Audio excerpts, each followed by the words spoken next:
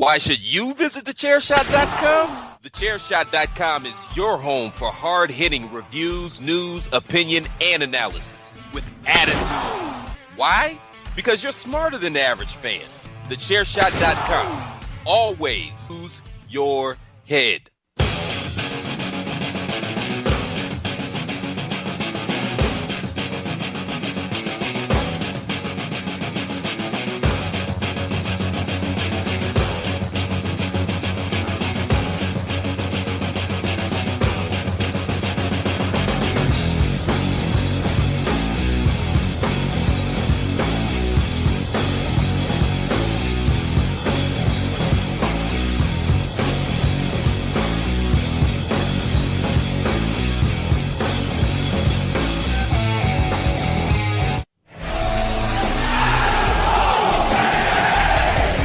What is up? Greg DeMarco here with another edition of the Greg DeMarco Show. You can find me on your social media at ChairShotGreg. Of course, the Greg DeMarco Show is part of the ChairShot Radio Network, which you can hear at thechairshot.com.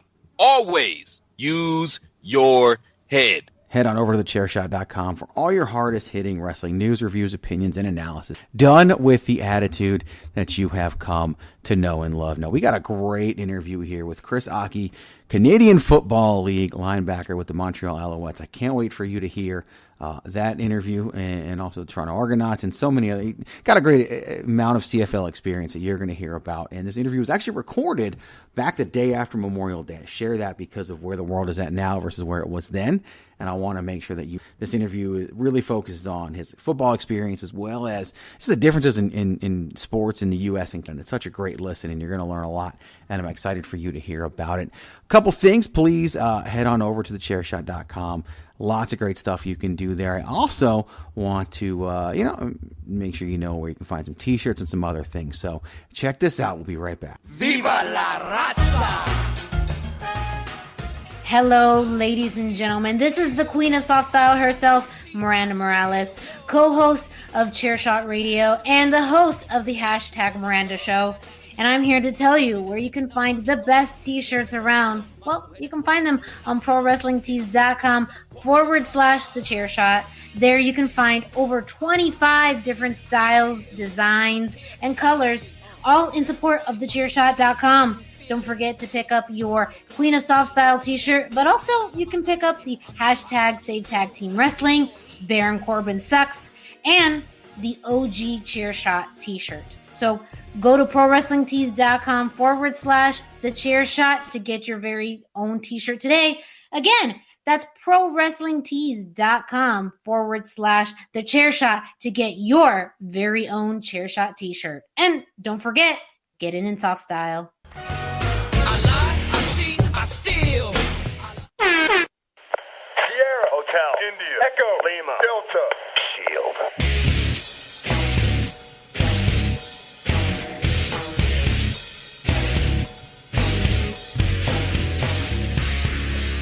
Hey folks, listen up, PC Tony here. Thanks to our new partnership with Angry Lemonade, you can save 10% on physical products and digital commissions using the promo code ChairShot. Head to angrylemonade.net to check out their amazing catalog of products and services. Use the promo code ChairShot to save 10%. That's angrylemonade.net. Pins, stickers, illustrations. angrylemonade.net. This is my yard now. Now, before we get to the little peel back the curtain, which is going to be a fitness update for you this week, and of course our amazing interview with Chris Ackie, I need to know, how are you guys feeling out there? How are you guys doing? The world's crazy right now. How are you doing? I'm doing fantastic, man. How are you, Greg? Well, you know me. I'm doing fantastic, man.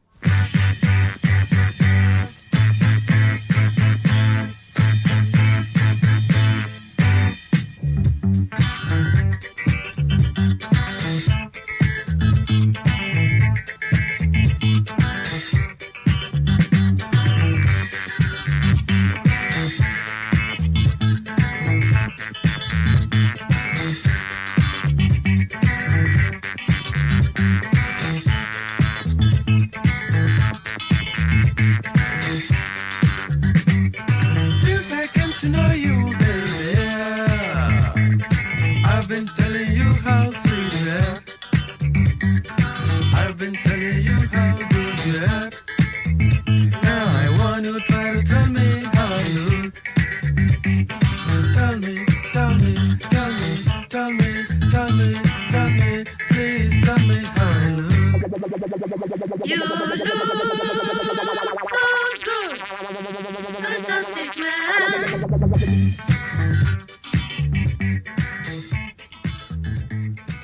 I don't know about you, but I'm ready to get to it. I already know how great of an interview this is that you're about to hear with Chris Ackie, so I am going to go ahead and set that up. Please let me know what you think at Chairshot Greg on your social media. Email me, Greg DeMarco at thechairshot.com.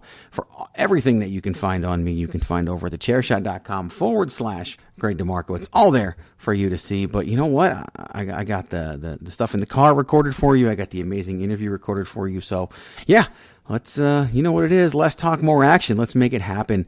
Hit me up. Thanks for listening. And I know you're going to love this one. I got another great one for you dropping later this week as well. So enjoy. Talk to you.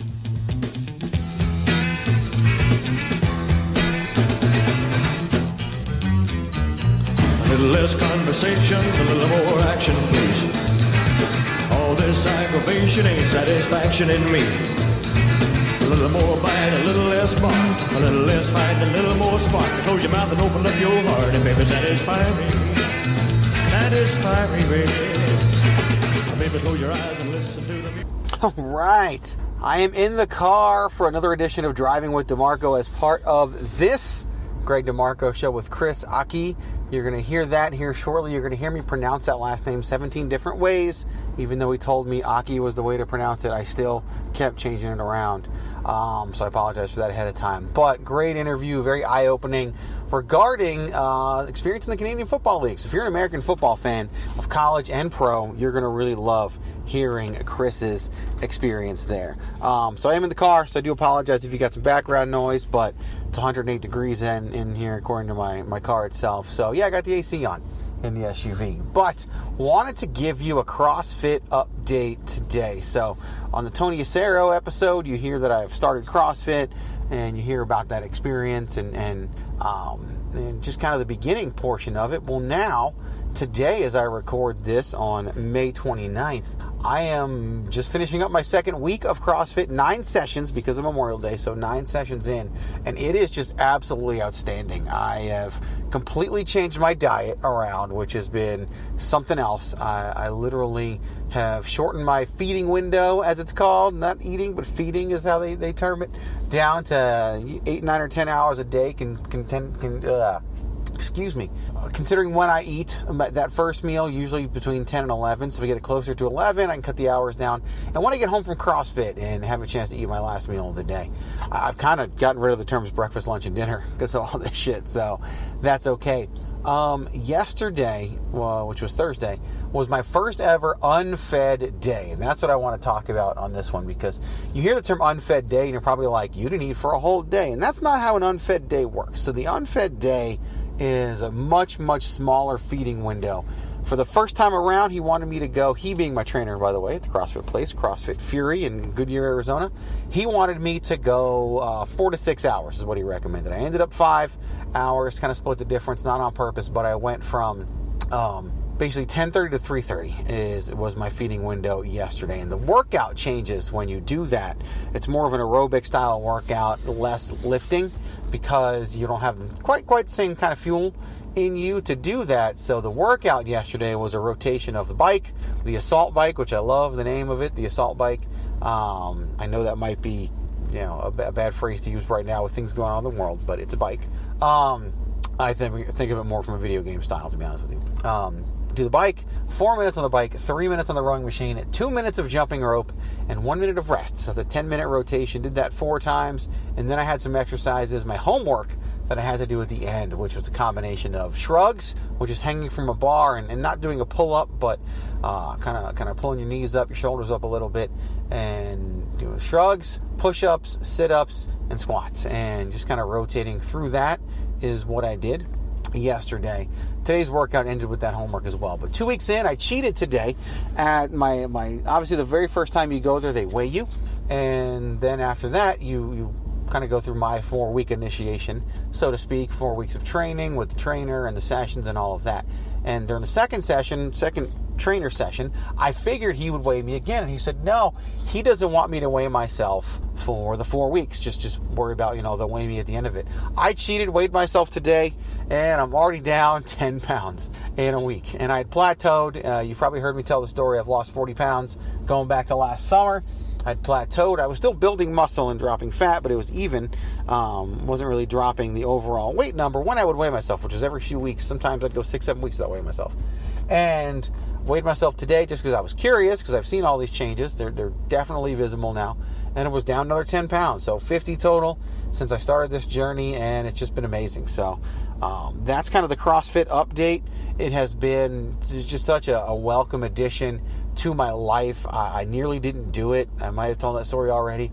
I almost didn't because I had a routine. I was doing great with that routine, and both my accountability buddy and my wife were both like, no, you need this. It's time. Do it. And I listened to them because I'm smart, and it worked out really well. So surround yourself with good people. They'll take good care of you. But that's my CrossFit journey right now. Hopefully it inspires you to do something, no matter what that something is, whether it's something little, something big. You can, no matter what it is. Don't sit back. Don't waste the quarantine if it's still going on where you are. And look, even though things have been lifted, everybody's living life differently right now. So it's still a quarantine. But enjoy yourselves. Make the most of whatever's going on. And let's, again, come out of this better than we went in. That's been my mantra all along. And that's what I recommend for myself and all of you. So enjoy the interview with Chris Ackie. Just a great listen. If you're a wrestling fan like I am and you're hearing this on the Chair Shot, watch some wrestling, enjoy it. Whatever it is you enjoy, find a way to enjoy it. If it's a sport that's not going on right now, find some old classics and check those out and enjoy them. Or try something new. That's what this time is all about. So thank you for listening. You can follow me. I know I've already given the handles out at other parts of the program, but at ChairShotGreg on Facebook, Instagram, and the Twitter. Greg DeMarco at thechairshot.com. You can go to gregdemarco.substack.com for the blog. I have repurposed that a little bit. I'll definitely get a post or two out this weekend. I'm recording this on a Friday. This will probably get released on a Monday. And of course, you can always go to thechairshot.com/Greg DeMarco and check out all of my links there as well. I got some more affiliate links coming for you. Anytime I can save you some money, I definitely want to do that too. And sometimes I get stuff if you do that, usually not as much as you're getting on the savings. Sometimes I don't, and I just want the word Chair Shot to save you some money. So it is my brand, and I love it. So thank you for listening. I will talk to you soon, and enjoy the interview with Chris Ackie right here on The Greg DeMarco Show. Fuck all the nigga pants off.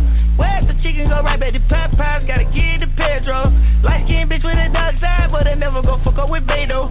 Turn it up, burn it up, burn it up, burn it up, burn it up, burn it up, burn it up, burn it up, burn it up, burn it up, burn it up, burn it up, burn it up, burn it up, burn it up, burn it up.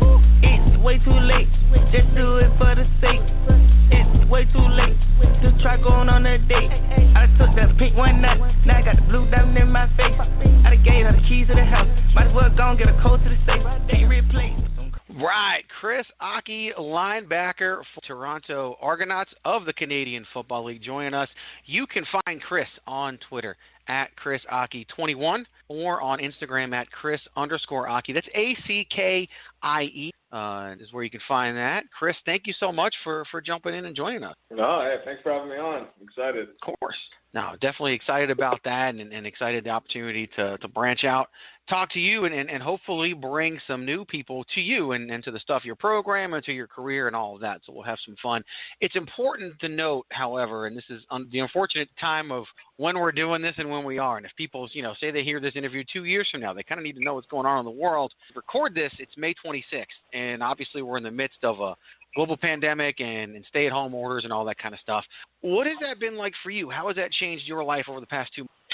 It's changed it a lot just because, especially right now in the off-season, I'm used to going to the train. I have a big group of current players that I train with that we all get together and work out together. Now everyone's doing the workouts at home separately, and it's just different. I don't have all the weights and all the bands and all the machines I'd like to normally use. So I'm at home just kind of using a lot of bands and pretty much a lot of bands that I have at home and just all body weight and getting on the field and running as well. So it's just a bit of an adjustment, but I'm able to still get a decent workout in, so I'm adjusting. Yeah, that's tough. I mean, it's such an adjustment for everybody. It's, me being here in Arizona and in America, and we're, probably one of the more self-centered countries in the world. We don't hear much about how Canada is handling this pandemic. Are there any major differences, anything that you've seen that's jumped out at you about how this whole situation's been handled up in Canada? Yeah, I'd say being handled differently. I've seen a lot of places in the States have already opened up. I've seen videos of clubs open, restaurants open. It's not like that here in Canada. Well, it's not like that here in Toronto. It's more of everything's still shut down. They're just starting to open up public parks and basketball courts, baseball diamonds, and it's only stores with a storefront. They're able to sell food or whatever they're selling there, just get takeout. But other than that, nothing else is open up. People are still wearing masks around here. So I'd say that's probably one from what I've noticed what's going on in the States. Yeah, we've definitely had a lot of things open up here. Where I am in Arizona, they started opening things up. This past weekend, being a holiday weekend, my wife and I went out of town, and first time we ate at a restaurant, and very different experience. Not first time ever, but it feels like very different experience. I mean, nothing's on the tables. Everybody had gloves and masks on, and it was different. I don't know if it was better. I don't know if it was worse. I haven't really been able to make that distinction, but definitely a different experience. Even though everything can open, not everything has opened, but I don't know. I don't know if it's too soon or not. I guess time will tell, and when things kind of come around.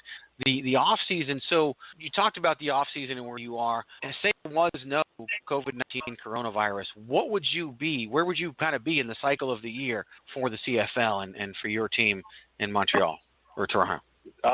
So we'd be middle since everything's delayed. So the season delayed. So they're looking at potentially not starting until September. So we have another few months before we even get started.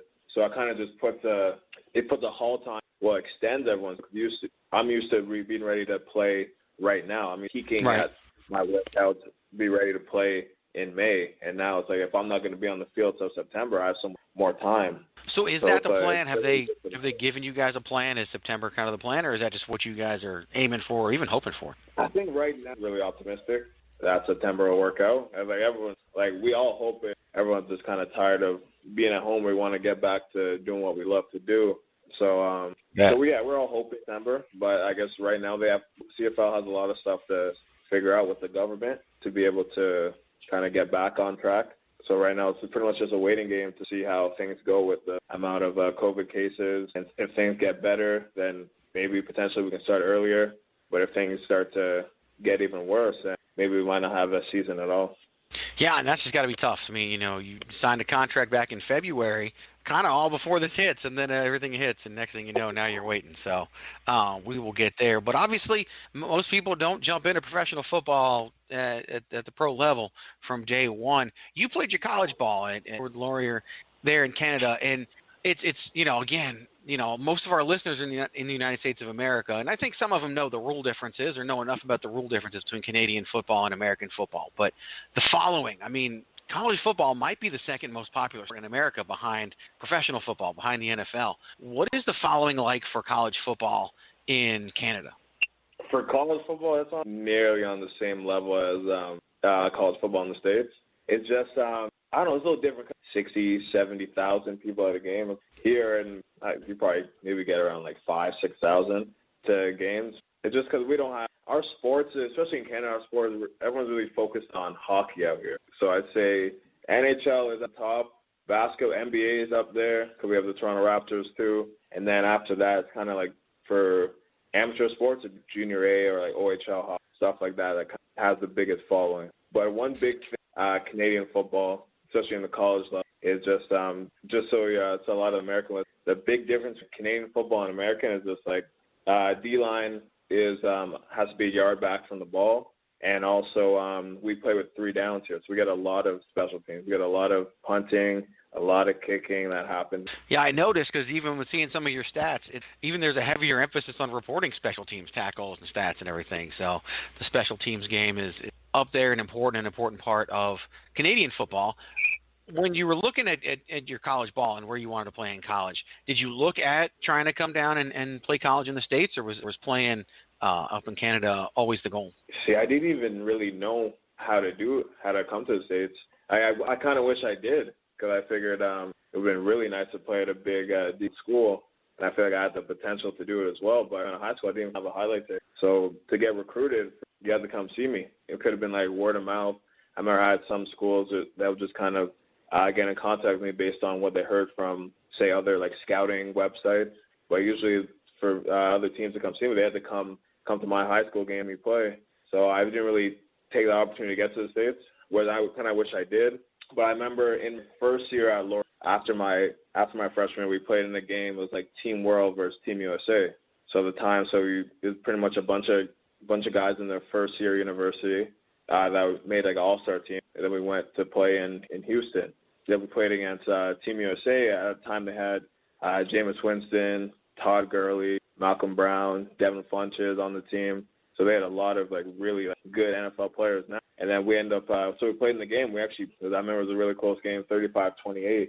And it kind of showed us at that point that we do have the potential to play as American athletes. So I remember I talked to schools after that game, but at the same time, it was not like a full ride scholarship. Just couldn't afford it, so I ended up staying in Canada to finish my education. Good. And when you were in college, obviously you're balancing being a college student with playing football and everything that goes along with it. What did you study? I studied community. And also, like, in Canada, too, we don't have full ride scholarship, full ride athletics. A lot of us have to balance out. You got to work because you got to pay your tuition. You got to get up early, morning workouts, and you still have to be on top of your education. So it's pretty tough being a Canadian student athlete. And that's that's going to surprise a lot of people listening in America, because in America, if you have a scholarship to play football, just say at a major college university, you're not even allowed to work. Like, they don't even allow you to do it. It's a violation of NCAA rules. I remember you had to work. If you want to, you got to pay. You got to pay. Right. So you have to work. You might be able to get something loans, but sometimes that doesn't cover everything. So I remember the summertime getting up work a full-time job from 9 to 4:30, and then get home, eat quick, have to go to summer conditioning runs, and after that still have to get my workout in after, and then you just do it all over again. So it's really we actually went through like a lot where we are, but I'm kind of happy I did, because it kind of teaches. Yeah, I mean, it definitely. It seems like the sense of entitlement would be greatly diminished for somebody playing college ball in Canada, because you had to work for it. You had to push, and you're having a full-time job and then playing, and that you got to really look back upon that experience, and just the opportunity to step foot on the field has got to feel different for you, knowing the steps you had to take personally and financially just to get there. Yeah, like, it was a grind. I remember me and a few of my good friends, like my old roommates from college, we kind of sit back and laugh. This stuff we had to do, like, we didn't have food. I remember one time we had to go even to like the food bank or get some of our neighbors to kind of convince them to cook for us, stuff like that, just to be able to eat sometimes. But during exam time, we actually laughed about this story. We'd sleep in. We'd stay up all night studying, sleep in the next day, just to eat like one meal during the day. Just so we sleep in late, so we eat that 1, 3, 4 o'clock, and then start studying again. Because we just didn't have any money at the time. We ran out of all our money on our meal card. It wasn't unlimited. And then sometimes you just have to hold out till you get home for Christmas break. And see, that's just so crazy coming from here, where college football players, college athletes, they're fed. They're fed by the university. So it's just an amazing dichotomy of what you had to go through, and the level of appreciation you've got to have for that. You did obviously play and drafted for the Canadian Football League, and I dug in a little bit. You were the 11th ranked back on average, a couple different ranking systems. The 11th ranked prospect overall coming out of university, but you were picked 4th. And 4th overall pick. What was that like? Like, did you expect to go 4th? Were you surprised? How did that feel when you were the 4th overall pick in the CFL draft? Honestly, it felt great. I still, to this day, I remember the whole party we had. It was myself, one of my other teammates, Essay, another one of my teammates, Dylan. We all got together at the campus restaurant, and they put on a big party for us. All our families and friends were there, and it was such a great time. Just to hear my name called from TV. We're watching on the big projector to hear my name, and then the whole place goes crazy. So it felt great. And I remember leading up to actually that whole year, I was getting ready for the combine. I couldn't wait to be there. I know I was ranked 11th going before the combine. I remember at the combine I had a really good showing, and then I set a broad jump record. I had the best vertical, had really good 40 time shuttle, all that stuff. And then we also in our comp, we do one-on-ones unlike the NFL comp. So they we're in pads, we're in shoulder pads and helmets, and they really get to see you on the field doing stuff, especially the one-on-ones, how you compete against other top-level guys. So I remember I did really well in that, which kind of boosted my ranking come draft time. So I wasn't surprised to go, but at the same time, I was just so excited just to be able to get the opportunity to live out my dreams. You talked about the party, and you mentioned SA being there. So you were drafted 4th in the 2015 CFL draft, but if I remember correctly, SA went 5th, right? Yeah, so how it was, I remember they announced my name. Everyone's like cheering, congratulating me. Then SA walks in the hallway, that call from T Lions right after. So then as soon as he walks back in, we heard 2, so then the place just goes crazy once again. So it was honestly like unforgettable moment for both of us. That's outstanding to be able to share that and, have that big party with everybody there and to get drafted back-to-back would got to be rare. I mean, it's rare to see 2 college players in our draft go back-to-back, and so to see it there has got to be awesome. Now, you talked a little bit about the combine and everything, and it's funny because our combine, you never see one-on-one drills. You see people opting out of throwing or running the 40. It's almost like protecting yourself, whereas it seems like, and I'm not shocked at all based on everything else you've told me, that the CFL combine is about proving yourself. Yeah, it really is. Like, moving to the test, like it's a long weekend of like lots of interviews and just like long hours on the field doing stuff every day.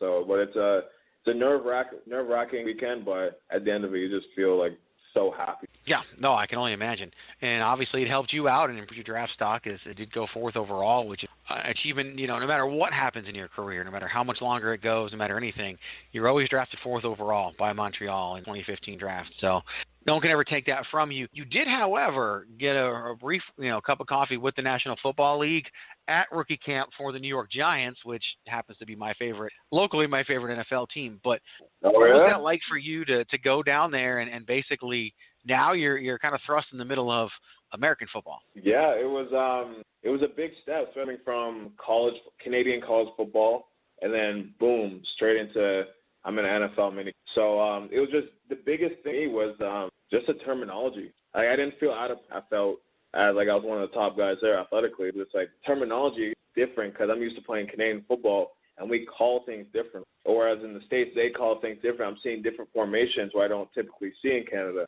Like in Canada, we rarely get tight end sets. But I felt like in American football, especially at Giants camp, I saw tight end sets every day and getting used to calling them based on different terminology. Now, just from growing as a professional, I know those terminologies now. But when I was just coming out of college, not having played American football, I had no clue with the terminology. I never heard some of these terms before. So it was really like eye-opening moment for me just to be around all these other guys. But I felt good being there just because I know like I had the potential to be there. I was just going to take a little work, especially just in the classroom. Right. Yeah, because linebacker position in the National Football League, like you said, you're calling the defense, you're calling the mark. You're basically kind of the quarterback of the defense in a lot of ways. And if you're not used to tight end sets, I mean, that's huge in the NFL, especially the pressure that's put on the quarterback. That tight end's a big outlet as well. So it had to be a little bit of a shock for you to have to go through and adjust to that. Obviously, it didn't work out, and you ended up not signing and sticking with the New York Giants or NFL team. Were you given any type of feedback, any hey, this is what we didn't like, this is what we liked? Did you get anything coming out of that? No, I actually didn't get all right. Like I think there might have been 60 people there. I think everyone but one got released. Like one person made it because of the draft. So I know I was there the same year as Landon Collins. So I was there that year. Yeah. So yeah, everyone got released in person, but no real feedback. But since then, I've had opportunities with doing NFL workouts with different teams. I remember I worked out with the Jets and I worked out with the Vikings most recently, and just kind of being there. So I feel like I'm always getting kind of close, but obviously going to take a little more work, or it's going to take a team just to believe in me, take a shot on a kid from Canada. Right. Yeah, no, and it was outstanding. Now, obviously, you're not just trying out for teams. You played 3 years with Montreal, and I know you played 2 seasons with Montreal, and then you signed a 1-year extension. So, and this is, again, another thing that's going to shock. We're so used to 4- and 5-year contracts with NFL football players. Was that the initial deal? Was it a 2-year deal? Is that pretty common? Yeah, so my rookie, so I ended up 5 years. So my first 3 years was my rookie deal. So they did it 2 years and an option. And then after that, I've just been signing one-year deals. Just because in the CFL, like, why it's typical for a lot of guys to sign one-year deals? Because there's no guaranteed contract. Right. So so I could lock myself in for a 4-year deal and get cut after year one, even with three more years left on the deal to get paid and play out. But they can cut me and I don't see any of that money. So that's why, like, for me, I take one-year deals because it gives me the flexibility to do what I want the next year. Say I have a really good season. You know, I might ask for a little more money than I was intended to make if I signed a longer term deal. So just because that's why I see a lot of guys, and then myself, why I sign. Yeah, you get that leverage, and you have the opportunity, and you're betting on yourself, obviously. And if there's a down year or something, it can hurt a little bit. But it's interesting, you know. Again, this is going to be a shock for a lot of people listening, which is kind of the theme here. The minimum NFL salary is $480 a year. From what I saw, the minimum CFL salary is like $41,000. You know, 10% of that, not even 10% of that. It's different, man. Okay, the economics of football are very different in the two countries. Yeah, so our minimum is $5,000. Oh, good. It's still not anywhere NFL minimum, but our minimum. And then you get guys. Okay. You get a lot of rookies. Might be at 65, especially American rookies will come. They'll definitely be at 65. Or then you see guys in the middle. I think they average out. That average salary is probably like $100,000 if you average it between everyone. We see the quarterbacks make $700,000, $600,000, $500,000, and everyone else kind of be in the middle of that. So like the quarterbacks. So I think our salary cap if I'm guessing, I'd say maybe like $5.5 million per team. So yeah, not very nearly, different. Very different than the NFL. And that explains why you keep taking those shots at the NFL, and no one can blame you for that. I mean, that's you know, you want to be at the top of your game. Like the Canadian Football League, you play for someone to have 6 months. Like it's not too demanding during the season. You don't have to do crazy long hours during as they do in the NFL. It's just a month. Yeah, I can make say $100,000 here, or I can make $400,000 USD. Right. So that's why a lot of guys go for that, and it makes sense. You really can't knock any guy for. But even even one other thing, you know, the CFL was actually around before the NFL, and then even like back in the day in the CFL, guys used to make a lot of money. Like Flutie was here, he made a lot of money. I think Warren Moon made a lot of money. Rocket Ismail was, I think, the first person to make $1 million in the CFL, and I remember reading that he even turned down the NFL draft to come to make $1 million in the CFL. So I don't know what's happened. I know American market took over, but I think CFL kind of got left behind. Yeah, I mean, you got, you know, the American TV contracts are absolutely insane now, to the point where NFL salaries are pretty much covered by a TV deal without even a single fan going into the stadium. So it's just a very different economic situation. So you talk about the 6 months of the season and you make that salary and everything.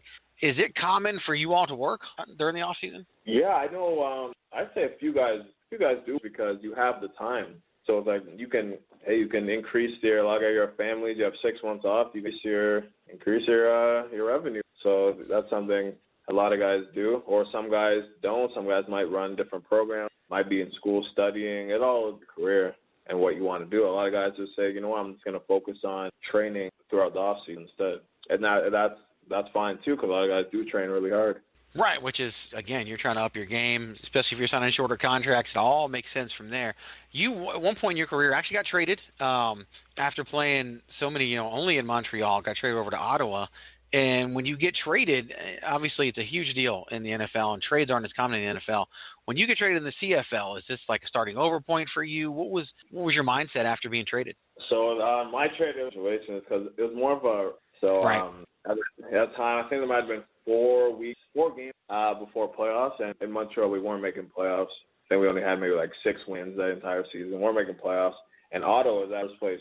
So then when I remember Dude and I were talking about it, and then he's like, you weren't on the trading block, but then we lost it. We know we're not making playoffs.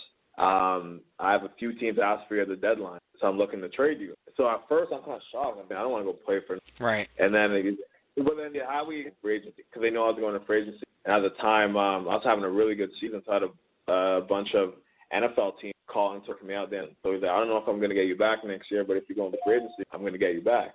So I was like, I'll see, whatever, trade me. So I'm like, I'm going to trade to Ottawa. I'm like, perfect. Trade me to Ottawa, first place. I've never been able to experience a playoff set in my career at that time. So I was like, you know what, yeah, send me to Ottawa. And it was a great time. They took care of me in Ottawa. we were able to make a run in the playoffs and made it to the Grey Cup, which is pretty much our Super Bowl. And then we ended up losing. A great experience to get to that point and to see how like an organization like them operated. So I was thankful for that trade. And then like you said, if I made it back to free agency, you picked me back up, and that's how it kind of worked out to come back to Montreal. Yeah, you did end up back in Montreal and back playing for the Alouettes. When you went to Ottawa, though, that was your first time playing for a professional team in Ontario, where you're from. Yeah, actually. So yeah, it was good. Because as much as I love Montreal and everything, it's a lot of French, and I'm not fluent in French. So being in Ottawa, you still get. But the thing about Ottawa and Montreal are really not too far away, an hour and a half drive. So yeah, it wasn't even like too far away. But still, I had some like family and friends come up more to Ottawa to see the last few games that we had out there. And you did get to play for a Grey Cup, which is obviously a huge deal, and take advantage of that opportunity. And you ended up back with Montreal, like you said. Now you kind of signed basically after this began. Was there any trepidation about that? Were you starting to get worried when the season starts and you're not signed? No, so what it was, because like I said before, I had some NFL teams we were talking to, so we're kind of waiting on the NFL teams. And at the time, the CFL was going to do collective bargaining. So they're negotiating the NBA, and there was talk that CFL might not start on time. So that's why my agent and I were like, okay, we have time. We don't have to rush. We can wait out more on NFL teams. So season is starting on time. We don't sign yet because we're still waiting and talking with teams. The NFL team has to talk, hey, you're on our short list. Just wait out a little bit for us, and we'll let you know. So a few weeks went by, and eventually we got to the point, like, you know what, let's not wait on this anymore.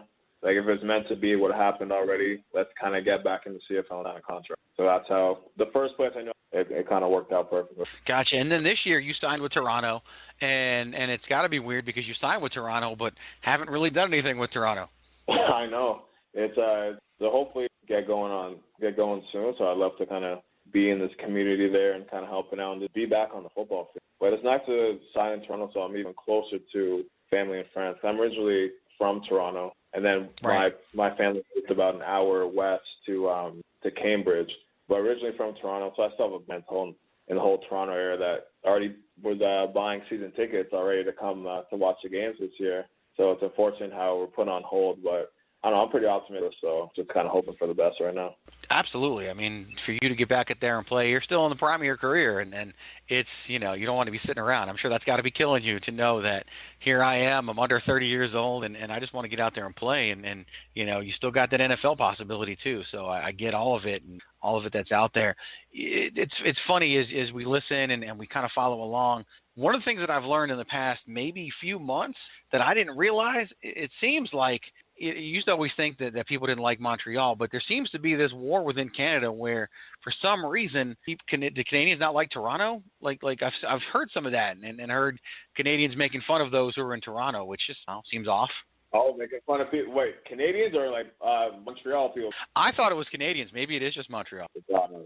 Honestly, it could probably be. From being in both cities, like I would never downgrade any city. Like I had so much fun in Montreal over the years, and I know Toronto, especially downtown as well. So both are pick a side in whatever war is going on, because both are great. Over the years in Montreal, met so many great people, so many great fans out there.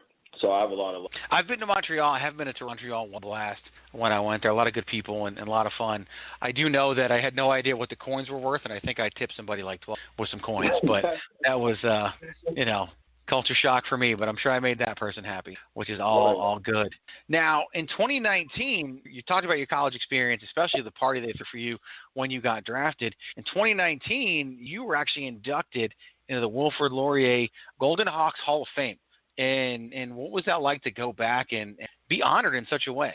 It was fantastic. Excited. I wasn't able to be at the actual ceremony because we had a game in Vancouver that week. So I wasn't even in. I would come back to the city to actually be a part of the ceremony. But I remember I recorded mine, and then we sent it in and everything. So they played it for everyone. So I wish I could be put into the Hall of Fame at Laurier and seeing all the great players that have been there before me and even after me. To be able to be put in the Hall of Fame already, it was such a great moment, and my family as well, they're excited because how it works at there's in our athletic complex, there's a study room, And then in the study room was all like the plaques of all the athletes that are in the Hall of Fame. So I remember myself and a bunch of mates would always study there, see all the other great laureate athletes over the years just in that room. And we'd always laugh and to be in there one day. Let's grind to get there one day. And then for me to actually already, it was such a great moment. And I know a bunch of my former teammates will be in there eventually as well.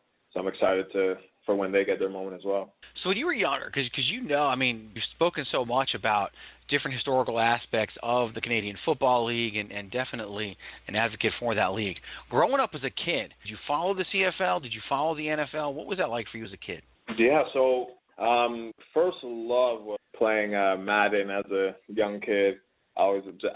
Since playing Madden, I knew, hey, I want to play professional football. So I grew up a big Broncos fan, still a Broncos. And the CFL used to, just because they're close by. Same with the Hampton Tiger-Cats, they were close by, but I was more a Toronto fan growing up. So it kind of things come in full circle. I'm now getting an opportunity to play for the Argonauts after watching them when I was a kid. Yeah, I mean that's the dream, and you're living it. Still not giving up on the NFL dream, which I love to hear because, 28 years old, you're still doing that. However, you kind of made a move not outside of football, but outside of playing, starting your youth program, Impulse Football. When did you begin that, and what led to it? Yeah, so Impulse Football started 2016. So after my first year that winter, I remember just even in unit 4, a group of us were all sitting at a table at my house just kind of talking about, hey, when we get drafted, what do we want to do, how much fun it's going to be.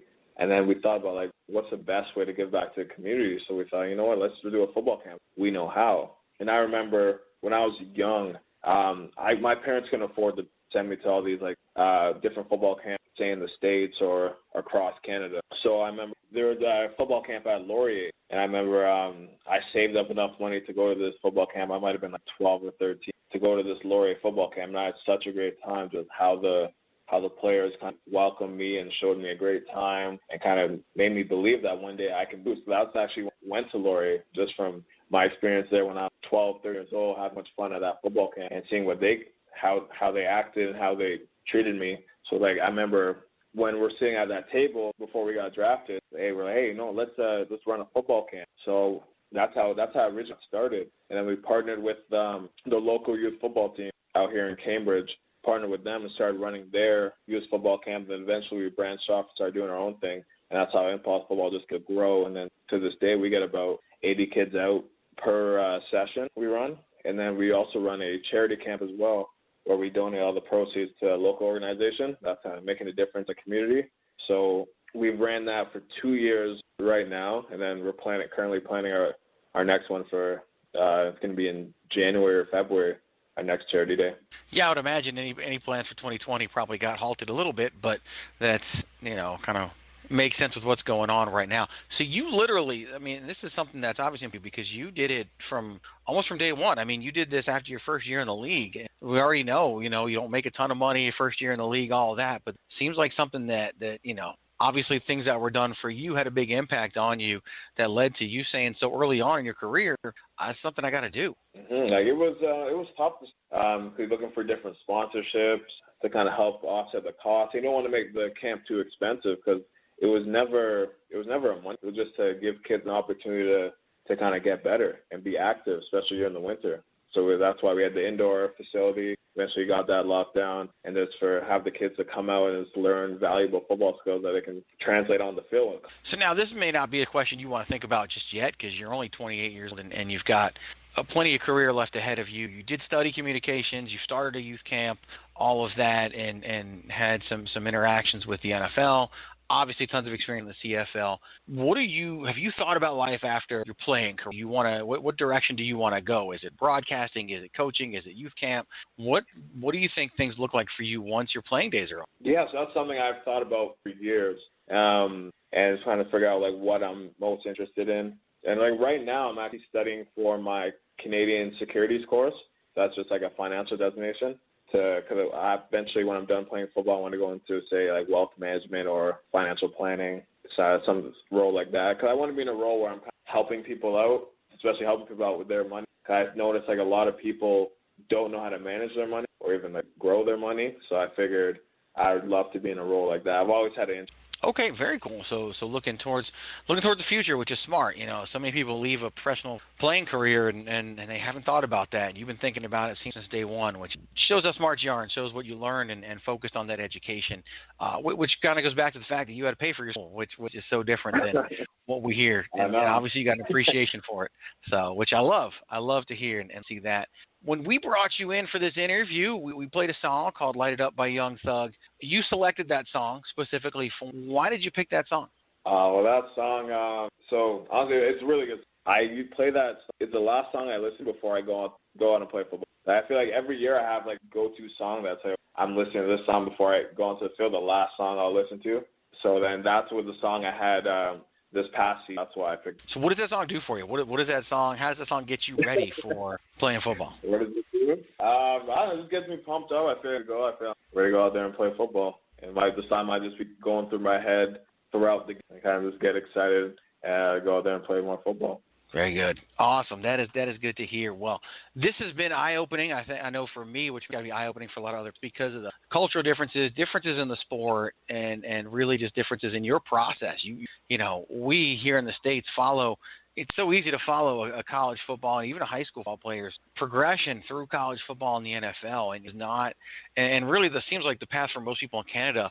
The road is much more difficult, and you've got to have that greater sense of appreciation that you don't have to tell us you have appreciation. We can hear it. We can tell. We know you've got that, and I really do appreciate you sharing that. I really wish you the best of luck with the program, the youth program that you started, because you're doing it for all the right reasons, and I hope you can get back to playing football in September like you talked about. You've got a lot of great things going on, but I know top of the list right now is getting back at it and getting back on the field. Yeah, so I hope we can get back something earlier. Until then, just continue to train and just stay ready physically and mentally until we get the opportunity to be back on the field. Excellent. Impulse Football is the program. Definitely check that out. You can find Chris Ackie on social media at Chris Ackie 21 on Twitter, Chris_Ackie on Instagram. Chris, thank you so much for joining us for this. I appreciate it, and best of luck to you. All right, thank you for having me on. Fuck all the nigga pants off. Where's the chicken go right back to Popeyes? Gotta get the Pedro. Light skin bitch with a dark side, but I never go fuck up with Beto. Turn it up, burn it up, burn it up, burn it up, burn it up, burn it up, burn it up, burn it up, burn it up, burn it up, burn it up, burn it up, burn it up, burn it up, burn it up, burn it up. It's way too late. Just do it for the sake. It's way too late to try going on a date. I took that pink one night, now I got the blue diamond in my face. I done gave her the keys to the house. Might as well go and get a coat.